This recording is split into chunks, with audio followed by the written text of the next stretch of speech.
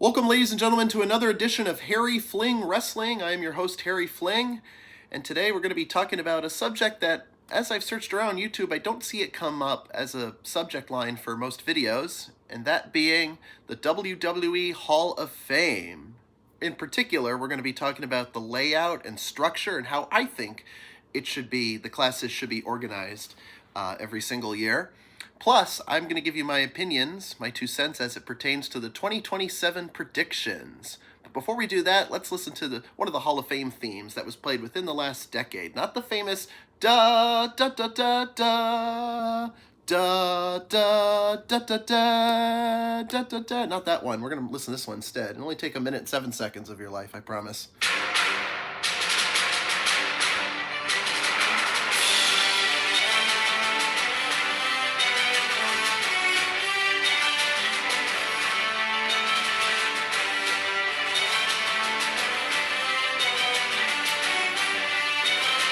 This is the WWE Hall of Fame class of 2026. I would think they were still alive, that's what he'd say.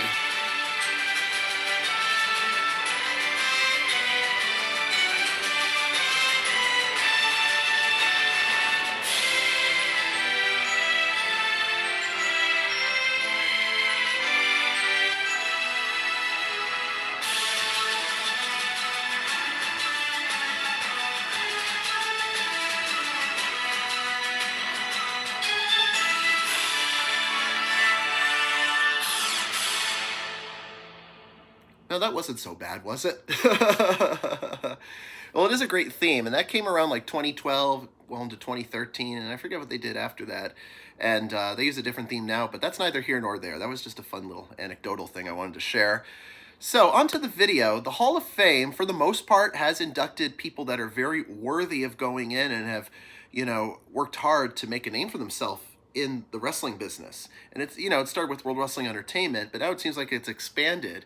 We got some WCW legends in there. Even TNA just this year with AJ Styles. Other promotions like Carlos Colon, Puerto Rico, Antonio Inoki in Japan, you name it, they're in. So I want to tell you about 3 memorable classes. Since I've been watching the Hall of Fame, I became a fan in 95. I missed that one. 96. See, they weren't really televised, the 95, 96 one. They were just in some Marriott hotel banquet hall. Same thing for like the 2004 Hall of Fame. It was in a hotel banquet hall somewhere in New York City. It was Madison Square Garden that year, WrestleMania 20. I forget the name of the Hilton. Yeah, they were at the ballroom of the Hilton. And now the most memorable class has to be the All 80s class from 2005. You had Hulk Hogan as the headliner, followed by Rowdy Roddy Piper, Mr. Wonderful Paul Orndorff, the Mouth of the South Jimmy Hart, Nikolai Volkov, the Iron Sheik. I'm forgetting the last one, but I'm going to look it up right this second. I'm testing myself, see what I know here about the Hall of Fame. Y'all might as well test your knowledge on that too while you're at it. And that was so legendary. As soon as I give you the last inductee, Hogan, Piper, and Cowboy Bob Orton. Yep, Cowboy Bob Orton was the last one.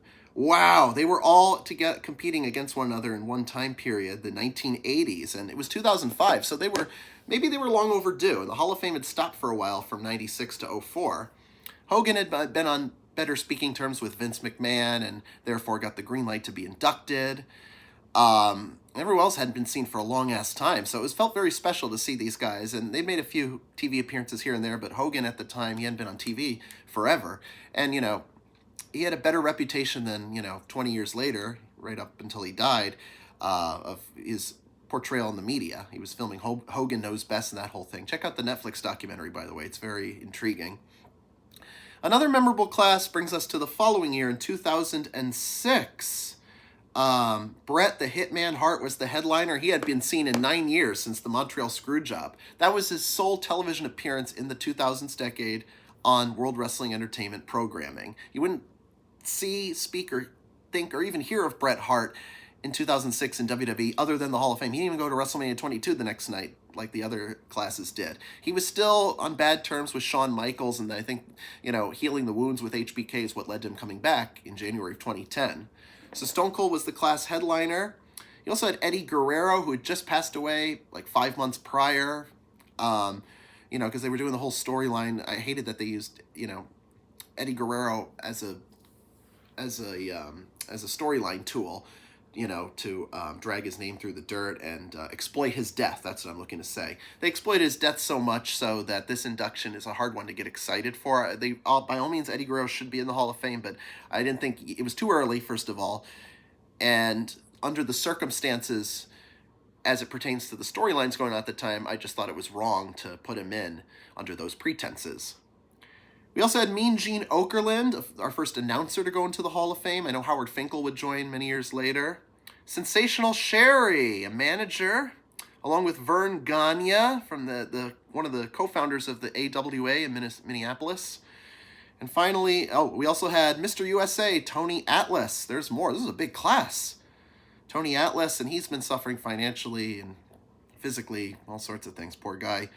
Also, the Blackjacks went in. Blackjack Mulligan, Blackjack Lanza. Mulligan is Bray Wyatt and Bo Dallas's grandfather. And I think like the father-in-law of Mike Rotunda. And then finally, our celebrity inductee was William the Refrigerator Perry that year.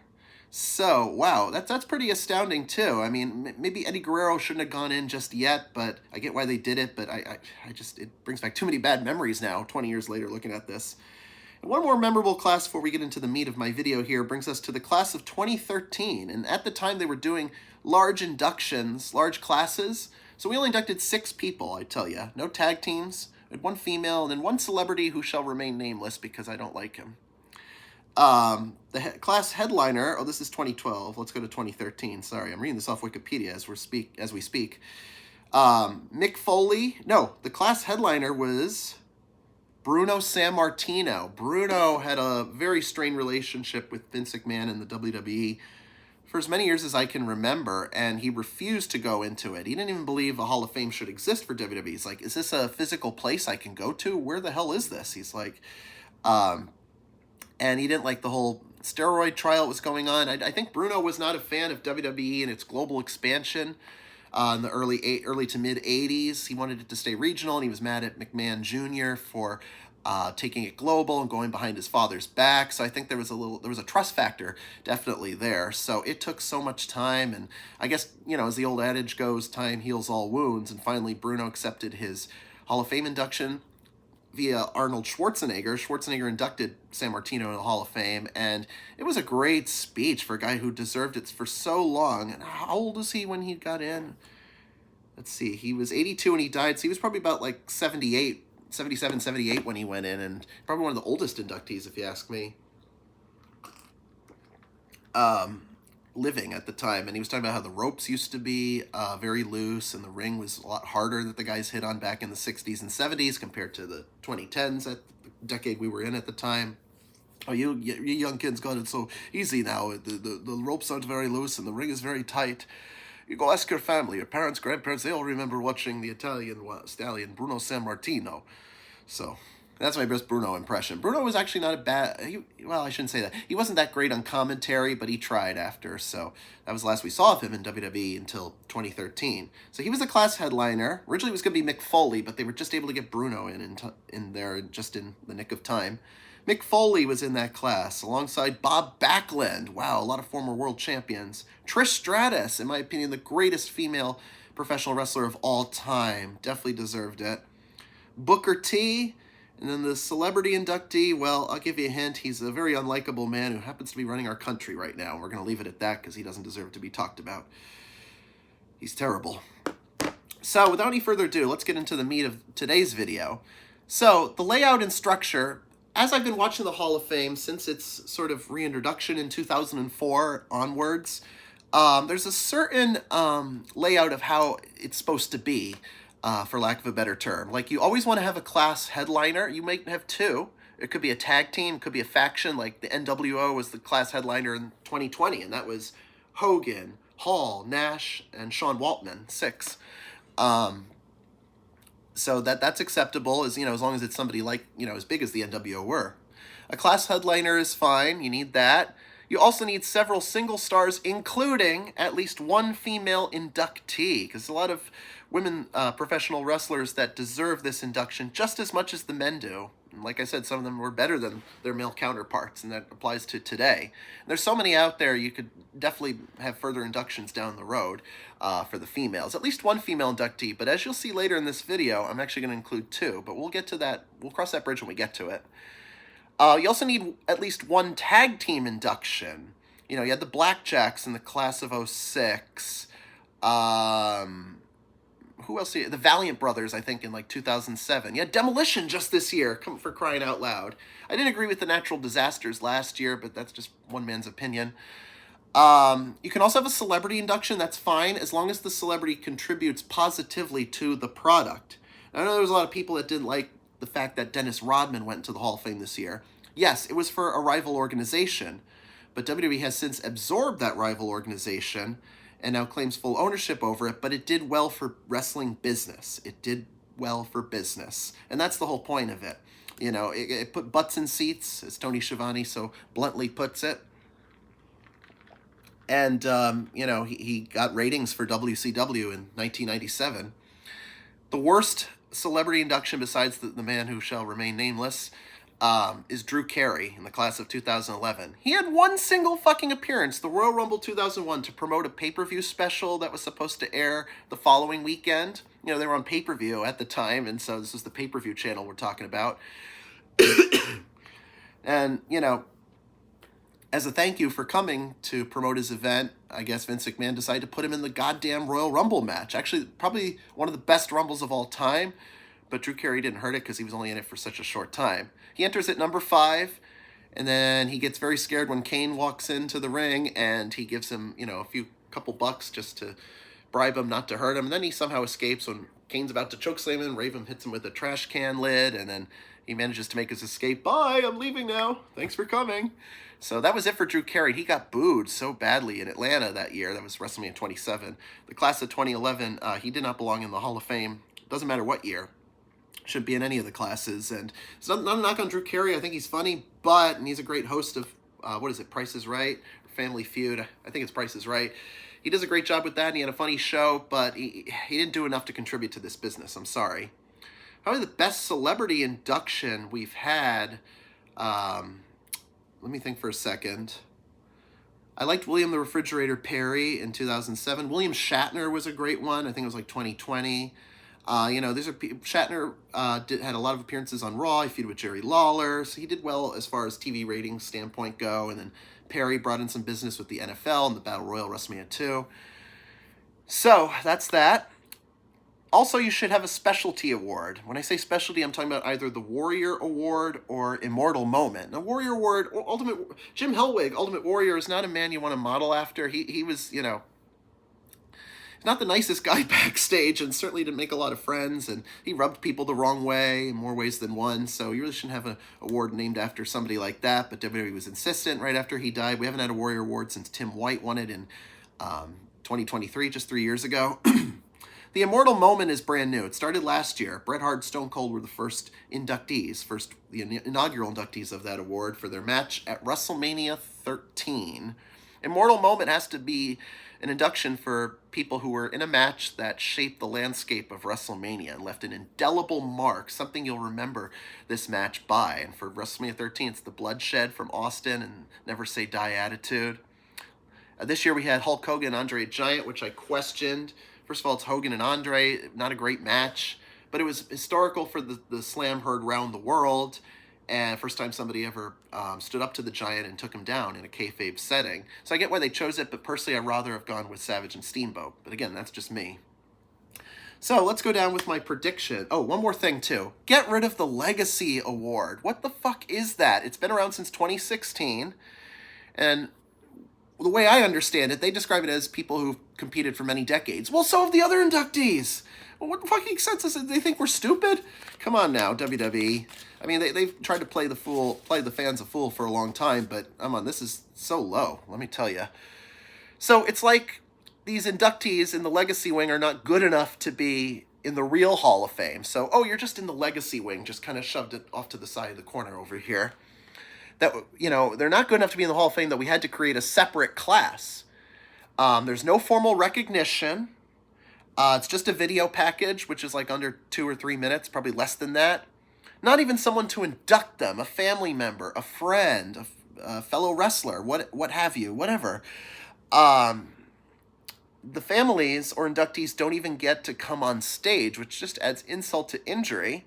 And it makes the inductees feel like an afterthought. They're treated like second-class citizens. Like Kamala should have deserved better last year. Ivan Koloff, Luna Vachon, Sid Justice, and Bad News Brown. You know, just a wave. Hey, families are here. Thanks for the award. Goodbye. Let's go.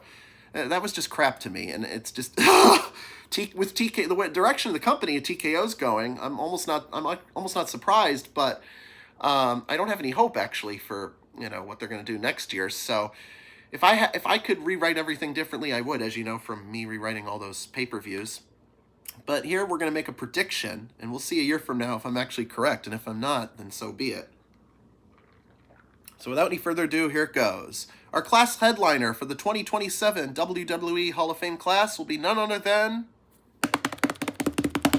Batista. Batista was slated to be inducted in 2020, but the COVID pandemic took place, and we actually didn't have the ceremony till the following year. Now, the following year was combined with the 2021 ceremony, both held in the Thunderdome, by the way. The CDC did not clear most arenas to host actual people in it, actual fans, at that point in time. So he was going to be in the Hall of Fame, and I think it was rumored that he was going to be inducted by Fit Finlay, but I personally would go with Triple H to induct him. Triple H was a big part of his rise to fame, especially that amazing storyline from late 2004 bleeding into early 2005 when Batista was sort of a tweener. He's helping out Evolution as a big-time monster heel, but you could see subtleties. You could see the signs that he's going to turn face because he really wants that world title. So he's keeping it on the game so he could beat him at WrestleMania. And that booking was so great, especially when he did the thumbs down. I'm going to SmackDown. Not quite in the dramatic fashion I did, but a big thumbs down. He threw down the clipboard, a spine buster to Triple H and Flair, and a Batista bomb. I'm taking you on to WrestleMania 21, Hunter. Oh, man, that was actually great stuff at a time period when things weren't so great creatively. It was a bright, shining light for Dave Batista. So Triple H definitely deserves to induct him as much as Batista deserves to be in the Hall of Fame, let alone be inducted by Triple H. I think Fit Finlay was a big part of his training, so maybe there's some connection there. I don't really know. I didn't do the research, to be honest. Batista's a 6-time world champion WWE, a 4-time world heavyweight champion, 2-time WWE champion, 3-time world tag team champion, twice with Ric Flair, once with John Cena, 1-time WWE tag team champion with Rey Mysterio. He's also the 2005 and 2014 respective Royal Rumble winners. The 2005 Rumble was great. Unfortunately, it's remembered most for Vince tearing both his quads on the way to the ring with that botched ending. In 2014, not so great because Daniel Bryan was, the one that was sort of pegged to win in the eyes of the fans, and they revolted against Batista, so he got booed out of the building that night, predictably. And the last credential I have here, Batista main evented 2 WrestleManias in his career. That's pretty good. If you can main event 1, that's great, but 2 or more, even better. WrestleMania 21 against Triple H for the World Heavyweight Championship, which he won. And he was a challenger in the main event of WrestleMania 30, challenging Randy Orton for his undisputed WWE Championship alongside the triple threat match with Daniel Bryan, in which Daniel Bryan actually won that match, and rightfully so. Now, Batista, he would definitely be the headliner. We're going to get John Cena and Randy Orton in there one day, but I wouldn't put them all in the same class. You need those marquee names, so spread out as many marquee names as possible. If you've been watching wrestling for as long as I have, you'll know who's worthy of being a marquee name and who's not, so you be the judge of that. Be the judge of that one. The next induction will be a tag team of the Nasty Boys, Brian Knobbs and Jerry Sags. This one's very long overdue, and they should be inducted none other by their manager, the Mouth of the South, Jimmy Hart. Jimmy was with them both WWF and WCW. Former tag team champions in both companies. Had an amazing gimmick, being from the bad streets of Philly. They certainly had a unique look to them. They were very that fringe attire really suited them well. And they were as nasty as they could get, and they were quite hilarious sometimes. Brian Knobbs especially. I think he had more personality than Jerry Sags, if you ask me. But again, these are just opinions, and take them for what you will. Another induction, this is a singles one. This is Rick Martel being inducted by Tito Santana. Rick Martel, the model. If it weren't for the model gimmick, I don't know if we'd be having this video, including him in this video right now. Rick Martel had a long and illustrious career. He's from he's Canadian. I think he's from Vancouver. Let me check that just so I don't have my facts wrong. Sometimes I know where people are from off the top of my head, and sometimes I don't. When he was the model, he was billed from Cocoa Beach, Florida, but he was born in Quebec. Yeah, he's from Quebec. He's from Montreal. So yes, and Martel is now 70 years old, but you know, I'm sure he's doing okay in his retirement. He's been long since retired for like 20, 25 years, 26 years. I think he retired like 2000.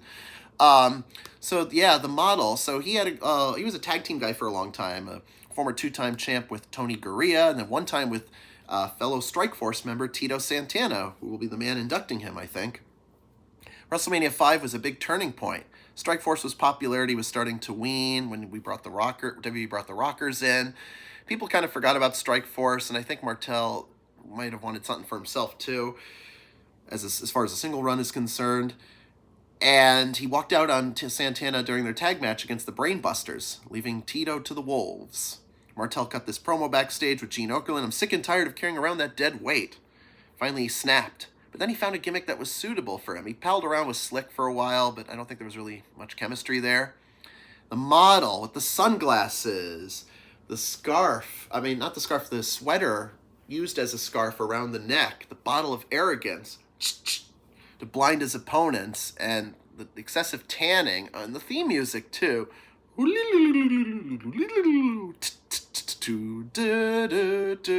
sounds like he's walking down a runway. This is like the birth of, it's like an early version of Tyler Breeze. Tyler Breeze, in his NXT glory days, really took off from elements of Rick Martel's model character, Shawn Michaels being the boy toy, a bunch of other people I could name, but this is about Martel right now. And Santana was sort of a launching pad because he had to turn heel in order to, you know, obtain this gimmick and for it to fit naturally, to fit, you know, like a glove. And I think it did just that. So Tito should induct him, and this one's very much long overdue. This should have happened like 12, 13 years ago. All right, we got a couple of female inductions coming up here, and these are people who've been in this a long time, especially this young lady. Miss Terry Runnels to be inducted into the Hall of Fame by none other than Jacqueline, class of 2016 Hall of Fame. Jacqueline was inducted in 2016, just to be clear. And Terry Runnels and Jacqueline have a long history together. They were both members of the female stable PMS, Pretty Mean Sisters, not menstruating. You know, I didn't get the joke at the time. I was 10, but I get it now. Everything was all sexualized in the Attitude Era. Dustin Runnels, I thought, was a good induction if this were like 10 years ago or more, but he's in AEW, continues to be. He's been there since the company opened in 2019, and I don't think he's coming back to WWE at any point in time soon. So, and I don't even know if they're on speaking terms, Terry and Dustin. They got divorced back in 97. It was a pretty nasty divorce, if you ask me.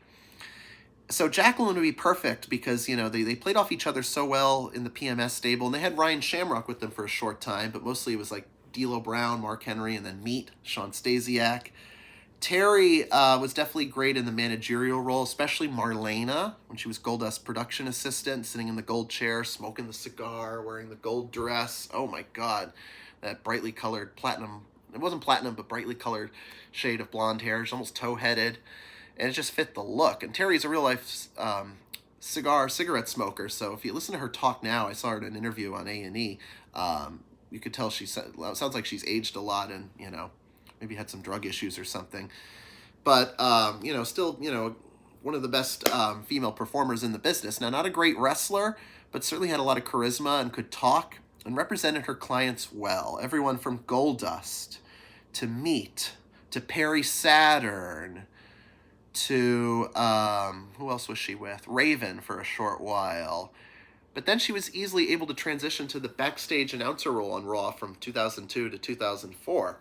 Actually a baby face there. So I think that worked out pretty well for me. And Val Venus was another one she was with. And Val's gotten around, as we know. No further questions on that one. So Jacqueline will induct her, and, you know, it'd be like a homecoming for the two. I don't know if the two have even spoken to each other in a long time. Not that they're on bad terms, but, you know, a lot of these people, their paths probably haven't crossed in like 15, 20-something years. So who knows, right? All right, another lady to be inducted is Victoria, real name Lisa Marie Verone. Victoria is a former two-time women's champion, very instrumental in keeping the women's division alive during the Ruthless Aggression era. She was on the Raw brand with all the women that could actually compete in the ring, like Trish and Molly and Jackie and Jazz, Gail Kim, Lita. Whereas SmackDown had the women that were just there, I hate to say this, but they were just there for show. I guess eye candy, like Terry was gone by that point, but Stacy Keibler, Tori Wilson, Dawn Marie, Candice Michelle, I think, came out later, whatever. Sable, those ladies, they were there just to, just for eye candy. And I hate to say it because it shouldn't have ever been that way, but it was. And I'm glad we've evolved since then with the women's division, because they deserve to be on par with the men as long as they're willing to put in the effort and the commitment and, do what's right for the fans and put on a great show and, enjoy what they're doing, most importantly. So Victoria will be inducted by none other than Molly Holly, sometimes tag team partner, sometimes bitter rival of hers. I think they were partners in like 03 when they were both heels, but like bitter rivals in 04. Victoria was the women's champion for a second time. That second run was very uneventful, by the way. I was just waiting for the belt to go back to Lita, but they kept delaying it until the end of the year. Victoria as a heel she was amazing. If you remember Tattoo, the band, I think it was like two girls in a band, and they sang this song, All the Things She Said. All the things she said, all the things she said, running through my head, all the things she said. Oh, so catchy. This is not enough. I gotta stop talking about these songs because I'm gonna start serenading you. So, Victoria, wow, she played the psychopath character to a T. Now, the storyline in the beginning was her and Trish were former fitness models together. Trish got called to WWE before Victoria did, and she took it out on Trish and, became increasingly jealous and never forgave her for that, which led to their awesome feud throughout the fall of 2002, bleeding into the winter and spring of 2003. She won its Survivor Series women's title for the first time, then lost it at WrestleMania 19. I was at the Raw, my brother and I, January 13th of 2003 at Mohegan Sun Arena, 4th row. I don't know how we got 4th row tickets, but that's great. It was a triple threat match. It opened Raw with Victoria defending against Trish and Jacqueline in a hardcore triple threat match. First woman to gain pinfall submission wins and gets the belt. So she retained that night. So Victoria definitely has a long history, but I'm glad she turned heel again after that stupid-ass babyface run from 04 to 05. And then after that, she competed for the belt, but then didn't really do a whole lot as far as like winning the belt back. But she was able to put over the other new girls that came along, like Mickie James, Maria, who else? Like Candice Michelle, Michelle McCool when she finally moved over to SmackDown. Victoria did. Cherry, she fought with girls like that. Cherry from Deuce and Domino. And, so she was like a mentor in some ways. And Natalya, she helped Natalya in the beginning of Natalya's career into the business, Natty Neidhart. So, yeah, a lot could be said. And Molly Holly's, been involved in her career a long time. Molly Holly, a former Hall of Famer herself, class of 2018, I believe it was. So, perfect induction, a perfect inductee. All right, we got two more to go. We have a celebrity induction, and I wanted this one to be done in 2013 when they were in New York that year, but they didn't do it. A former WrestleMania main eventer, so he needs to get in. Former NFL Giants, he's actually current NFL Giants Hall of Famer. He's long since retired. Famous linebacker for the Giants. And main evented WrestleMania 11. Who am I talking about? Mr. Lawrence Taylor, LT himself. Go LT! Wow, and he'll be inducted by a former NFL teammate of his, Carl Banks, who I believe they were both on the Giants together. Now, I'm not an NFL fan, so you can correct me all you want on this one. And Carl Banks, I figured it's right for if an NFL guy's going to get in the Hall of Fame, you better have somebody who kind of worked alongside him in his own field. And this could be more like a Warrior Award in a sense of a testament. He seems like a guy with good character. LT does. He never got a bad rap in the media. It was so hot, WWF was really, it wasn't hot actually, it was struggling. It was cold as ice, the product, and they were struggling to stay afloat after, a good about a year after the steroid trial had ended. Business was so bad that they couldn't have Diesel and Shawn Michaels possibly be the main event for the WWE Championship. So what did they do? They bring in a celebrity. He's sitting in Tampa, Florida at the 1995 Royal Rumble. He's sitting front row at the USF Sundome. shakes Bam Bam's hand and says, good job in your match, even though you didn't win. And Bam Bam slaps him across the face. No, he shoves him until he gets up like this.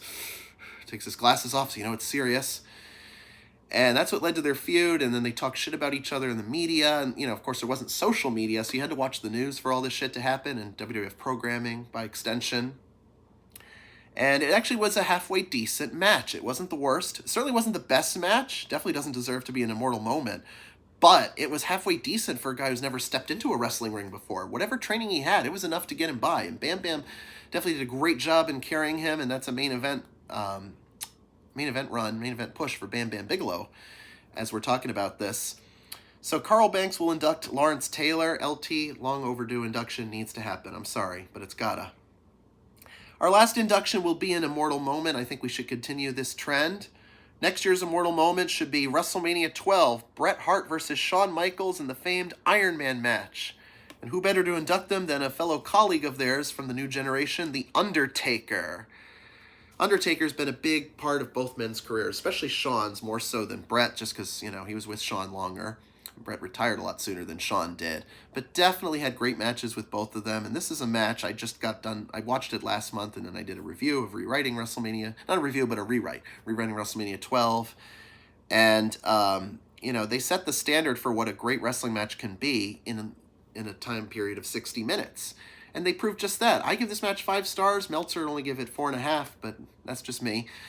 And, the testament of the willpower of both men, lest we forget about it, needs to be honored in some way, shape, or form. And this is the perfect platform to do just that.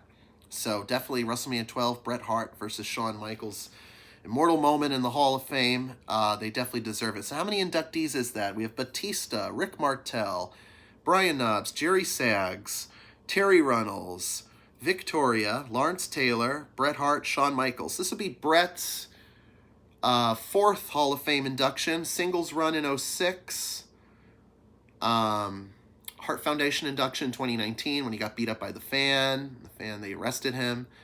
Then he got the immortal moment just last year with Stone Cold, WrestleMania 13. So this will be his 4th induction. And for Shawn, singles induction in 2011, the DX induction in 2019. So he's Shawn's 3rd Hall of Fame induction, if I'm not mistaken. So let me count again. I'm sorry, I got distracted as I'm thinking about how many inductions for Bret and Shawn, because you can win more than one induction. Hogan and Austin certainly have done just that. Batista, Rick Martel, Brian Knobbs, Jerry Saggs, Terry Runnels, Victoria, Lawrence Taylor, Bret Hart, Shawn Michaels. That's 9 inductees, and I think that's a perfect place to stop. And that's enough people there. The crappiest thing that I saw this year is you have 3 inductees. Probably some people that shouldn't have been in, but I'm not going to get into that right now. And then you have the 2 legacy awards and the 1 celebrity. It's just, don't make separate classes, WWE. Just keep them all the same. And they can have little anecdotal things, that's fine, but don't make them feel like second-class citizens or feel that one induction is better than the other. Sure, you're going to have your headliner, and that's expected. But anything else, put everybody else on equal turf. They all should be, really, but the headliner can be slightly above it. And that's all I've got to say about that. This has been another great edition of Harry Fling Wrestling. I am your host, Harry Fling, and until next time, everybody, bye-bye.